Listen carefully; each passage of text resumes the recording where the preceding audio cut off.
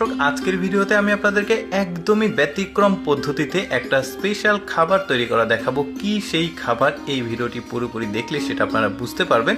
এই যে দেখতে পাচ্ছেন এই মহিলা সেই খাবারটি তৈরি করবে। কি সেই খাবার, চলুন আমরা পুরো প্রক্রিয়াটি দেখি।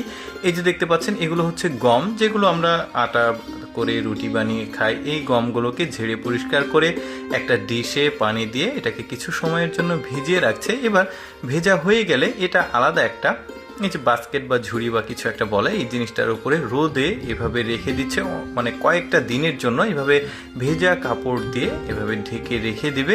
তারপরে কয়েকদিন পর পর মানে 5 দিন পর্যন্ত এটা কিন্তু এভাবে থাকবে। এই যে 3 দিনের দিন এই যে গাছ বের হয়ে গেছে, তারপরে 5 দিনের দিন একটু বড় হয়ে গেছে, তারপর দিন মানে 6ষ্ঠ দিনে 6তম দিনে গাছগুলো একটু বড় হয়ে গেছে। এবার এগুলোকে তুলে ফেলছে। মূলত যে খাবারটি তৈরি করবে এই খাবারটির মূল উপকরণ হচ্ছে এই গম বীজ। এই গম বীজগুলোকে এখান থেকে তুলে ফেলা হয়েছে। এই যে দেখতে পাচ্ছেন ঘাসের মতো একটা চলটা হয়ে আছে।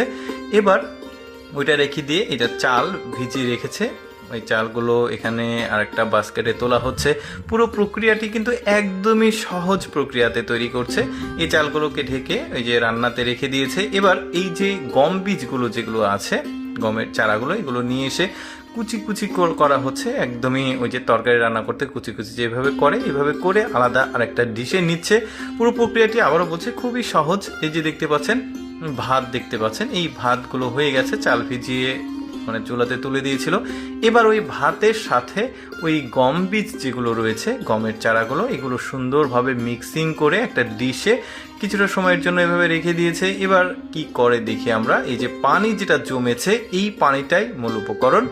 এখন এগুলো একত্রে নিয়ে চাপ দিয়ে এটার ভেতরে যে রসগুলো একটা কাপড়ে রেখেছে, তারপরে কাপড়ের উপর চাপ দিলে রসগুলো নিচে পড়ে যাচ্ছে।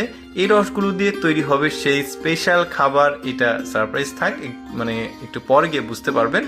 এখন আবারও এটাতে কিছু পানি দেওয়া হচ্ছে, দিয়ে মানে অবশিষ্ট যতটুকু রস এখানে আছে সেই রসগুলোকেও একই পদ্ধতিতে চাপ দিয়ে বের করে নেওয়া হচ্ছে। এবার চুলাতে দেওয়া হয়েছে। এই যে দেখতে পাচ্ছেন একদমই মানে একটা পরিচিত কিছু দেখবেন।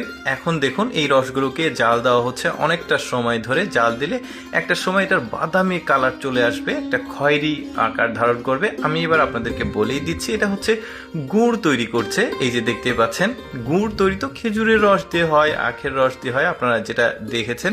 কিন্তু এই যে গম বীজ দিয়ে যে এত সুন্দরভাবে গুড়, লালি গুড় আঞ্চলিক ভাষায় বলে, তৈরি হয়, অনেকেই জানে না। তো যাই হোক দর্শক, কেমন লাগলো এই মহিলাটির এই স্পেশাল পদ্ধতিতে গুড় বানানোর ভিডিওটি কমেন্ট করে জানাবেন। আর এরকম ভিডিও প্রতিদিন দেখতে পেজটি ফলো রাখুন।